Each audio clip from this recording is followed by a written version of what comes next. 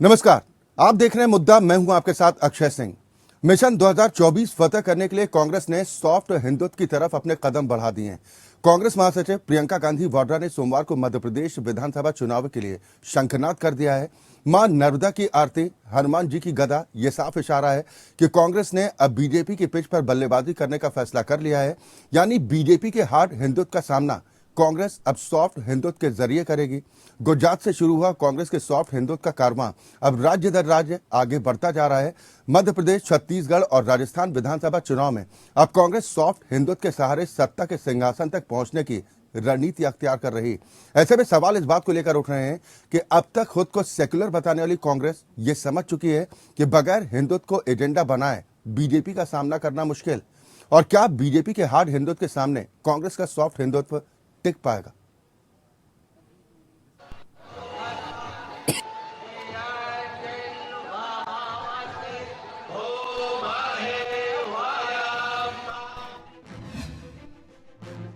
प्रयागराज में संगम में डुबकी, कर्नाटक में शारदा देवी की आराधना, अब जबलपुर में नर्मदा नदी की पूजा अर्चना। चुनावी त्योहार में ईश्वर की शरण में कांग्रेस।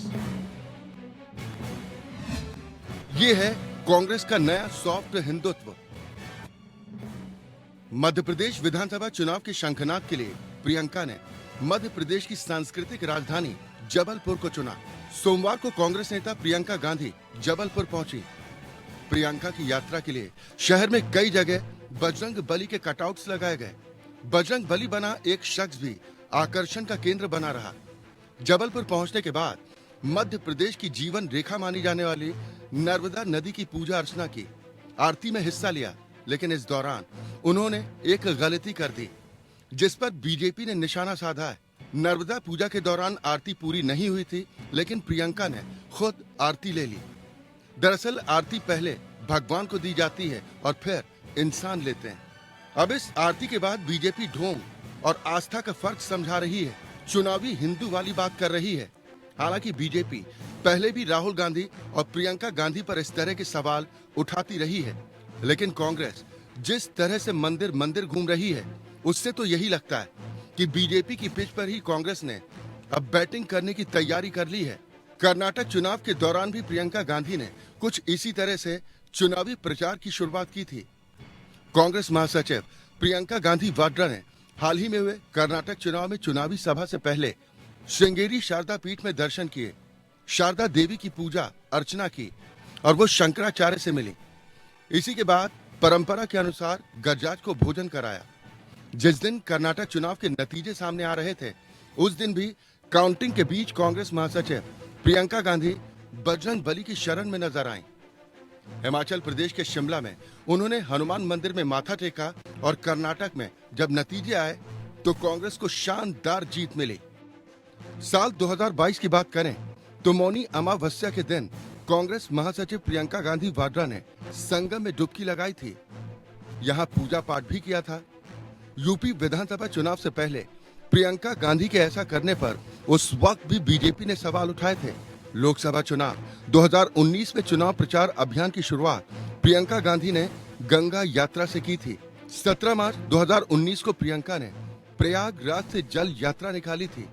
वहीं 2017 के गुजरात विधानसभा चुनाव के प्रचार के दौरान कांग्रेस ने जब राहुल गांधी को जनेऊधारी ब्राह्मण और शिव भक्त बताया था, उसके बाद इसको लेकर बीजेपी की ओर से सवाल खड़े किए गए थे। 2018 में मध्य प्रदेश विधानसभा चुनाव के दौरान जब राहुल गांधी का उज्जैन जाने का कार्यक्रम था, तब बीजेपी प्रवक्ता संबित पात्रा ने सवाल किया था कि राहुल गांधी अगर जनेऊधारी हैं तो उनका गोत्र क्या है।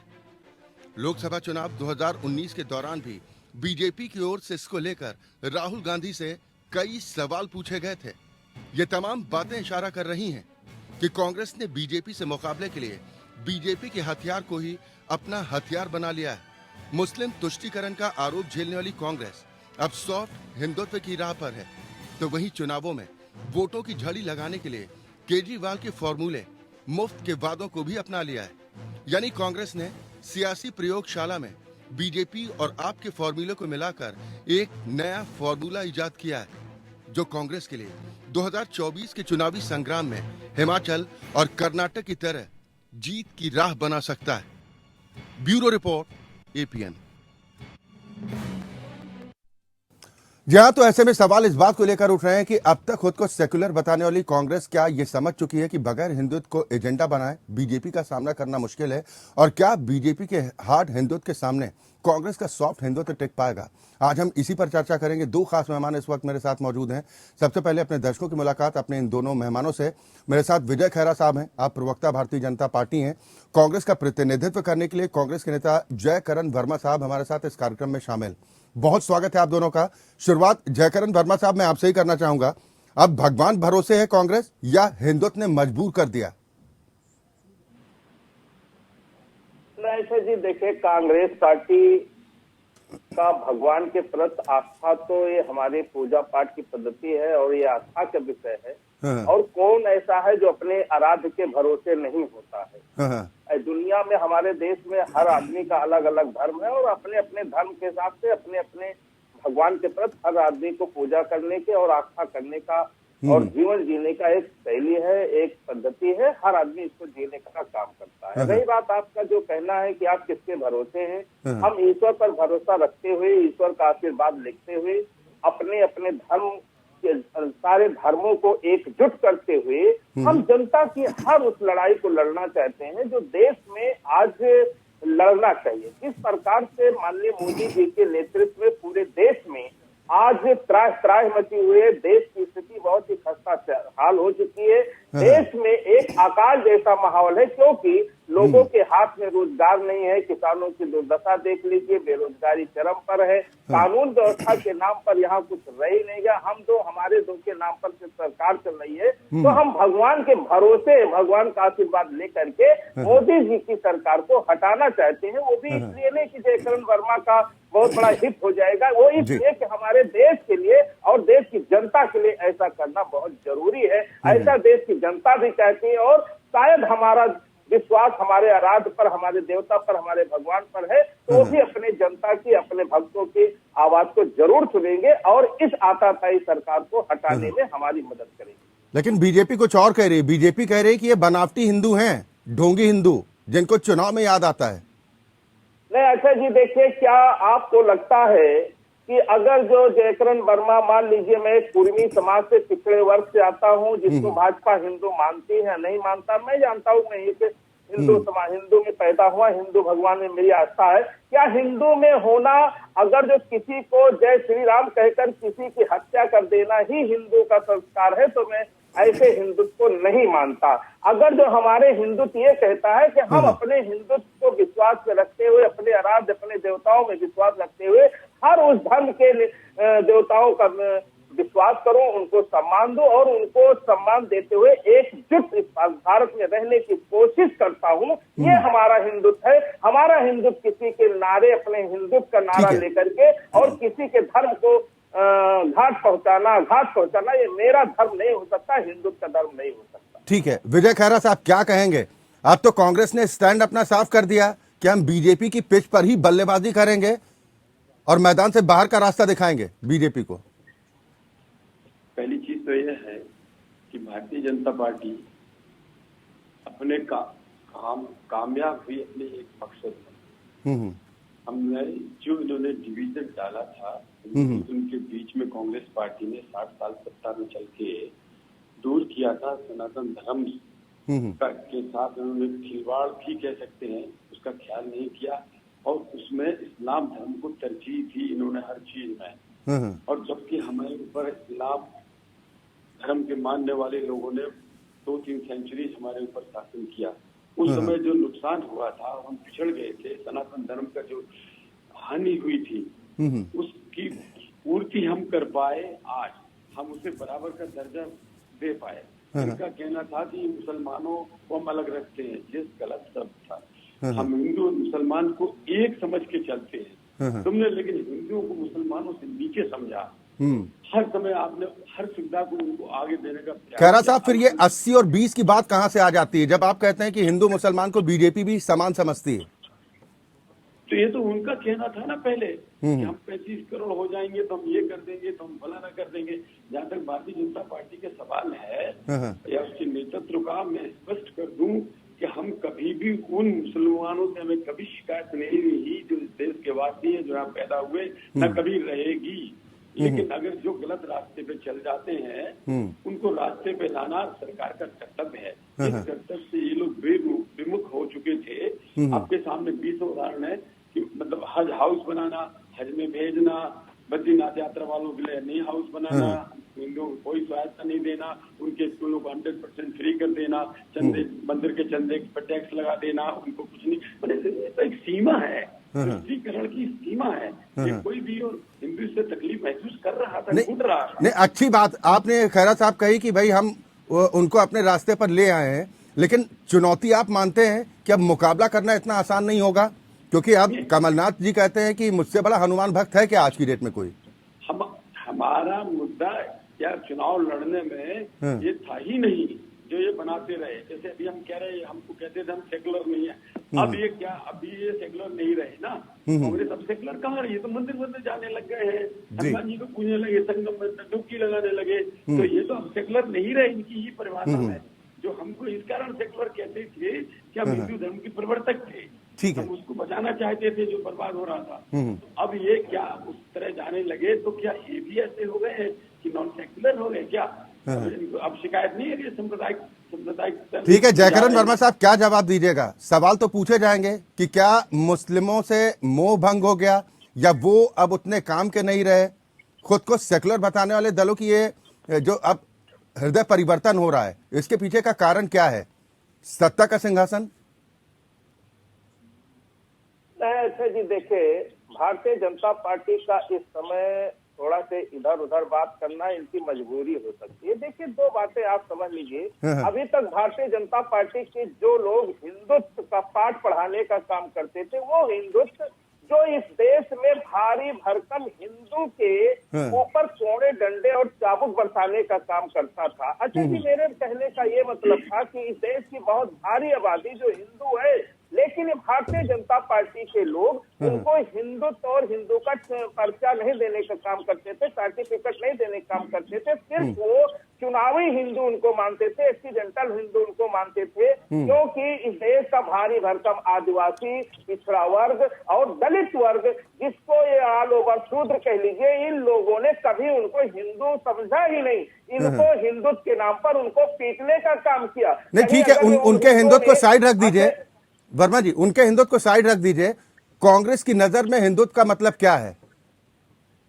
कांग्रेस की नजर में हिंदुत्व का मतलब ये है कि जी, हिंदू धर्म, हिंदुत्व में जीने वाला आदमी कभी किसी धर्म का विरोध नहीं कर सकता। हम भारत में रह करके, भारत हमारा संविधान से चलता है, हम यहाँ पर हर धर्म को मानने वाले लोग हैं, सबको एक गुलदस्ते में रख करके बराबर का दर्जा दे करके देश चलाने का काम किया जाएगा। यही हमारा धर्म है, यही हिंदुत्व है, यही हमारा संविधान है, यही हमारा भारत देश है। लेकिन इनका जो हिंदुत्व है, वो हिंदुत्व इनका ये है कि दलितों के ऊपर कोड़े बरसाने का काम करेंगे। इनका ये धर्म है कि आदिवासियों को मारने का काम करेंगे। इनका धर्म यह है पिछड़ों को ये प्रताड़ित करने का काम करेंगे। और जब चुनाव आने का काम होता है, तब ये उनको हिंदू बनाने का काम करते हैं। तो इस देश का बहुत भारी भरकम हिस्सा जो है वो अपने, चलिए, इसका मतलब कम से कम ये माना जाए कि हिंदुत्व के साथ साथ जातियों में जो बांटने की प्रथा रही है, वो भी आगामी चुनाव में देखने को मिलेगी। आप देख रहे हैं मुद्दा। दोनों खास मेहमान हमारे साथ बने हुए हैं। हम बात कर रहे हैं बीजेपी के हार्ड हिंदुत्व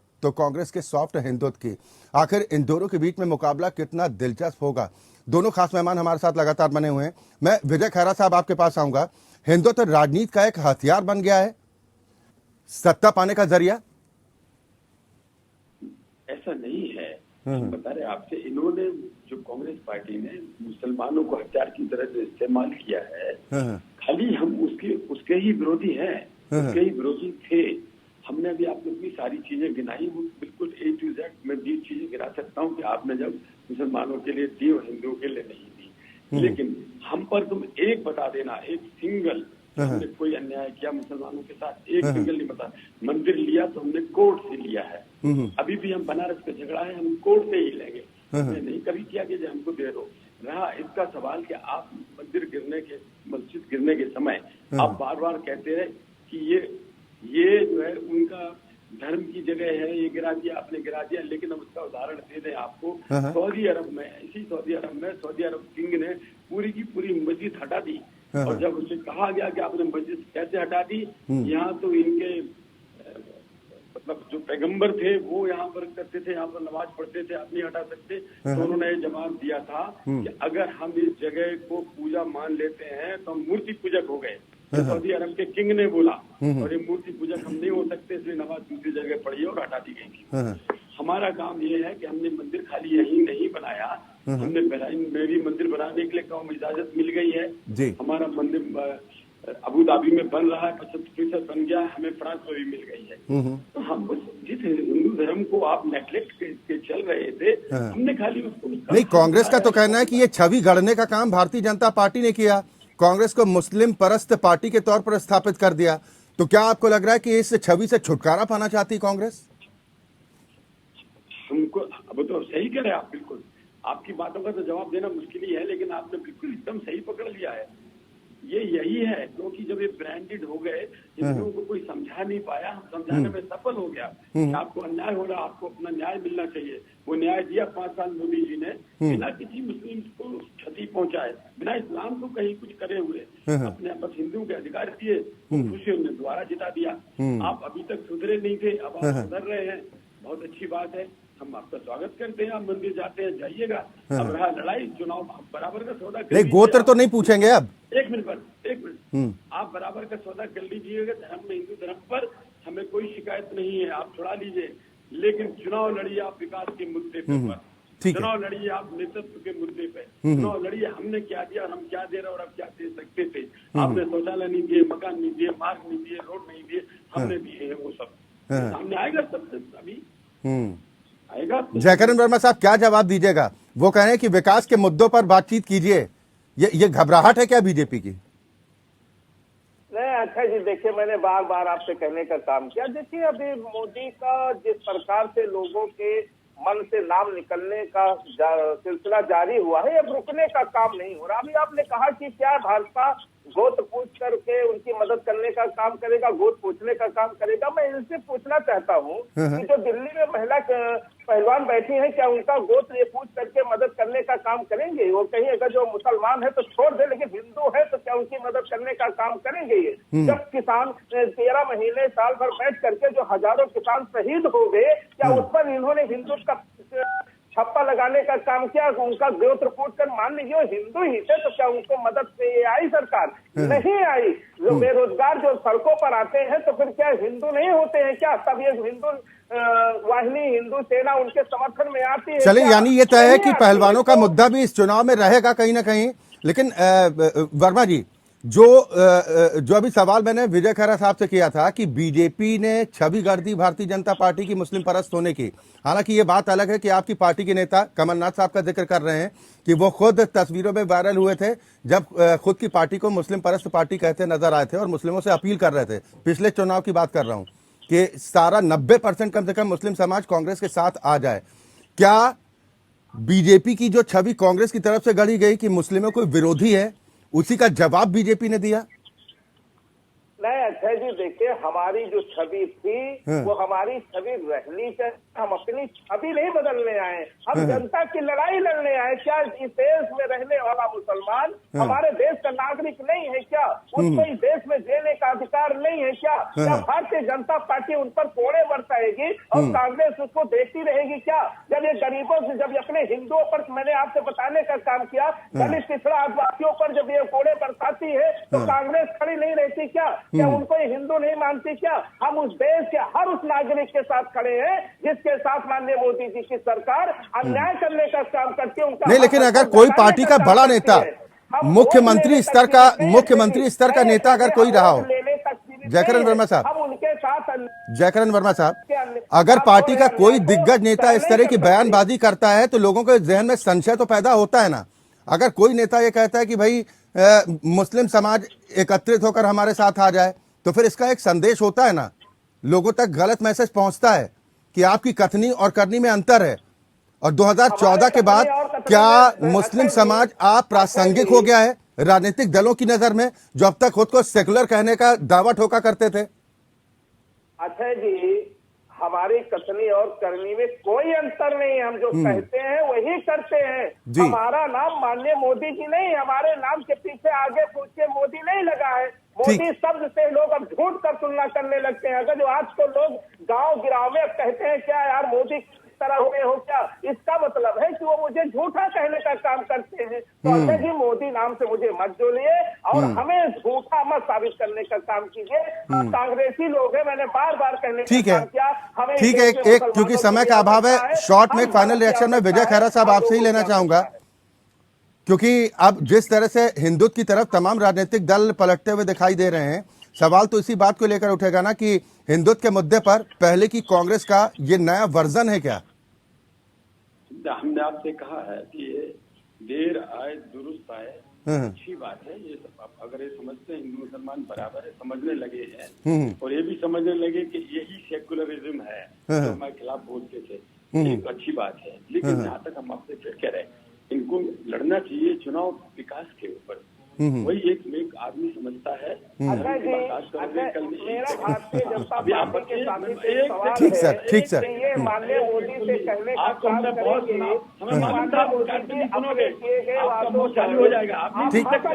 ठीक है सर, अब तो समय का अभाव है, माफी चाहूंगा आप दोनों मेहमानों को बीच में रोक रहा हूं सर, समय का अभाव है। बहुत शुक्रिया आप दोनों मेहमानों का, लेकिन आप दोनों के बयानों से ये तो साफ है कि इस बार का मुकाबला तो काफी दिलचस्प होगा, क्योंकि बीजेपी के लिए कहा जाता है कि वो हार्ड हिंदुत्व के साथ आगे बढ़ती है, तो कांग्रेस ने भी अब हृदय परिवर्तन कहा जाए कि कर लिया है, कि कांग्रेस अब सॉफ्ट हिंदुत्व के सहारे आगे बढ़ने की कोशिश कर रहे हैं और उसके पीछे कर्नाटक चुनाव के नतीजे भी हैं। और यही वजह है कि कांग्रेस को लगता है कि मध्य प्रदेश, छत्तीसगढ़ और राजस्थान जैसे राज्य में अगर जीत दर्ज करनी है तो सॉफ्ट हिंदुत्व का सहारा लेना जरूरी हो जाता है, अनिवार्य हो जाता है। इसी के साथ मुद्दा में अभी के लिए बस इतना ही। खबरें लगातार जारी।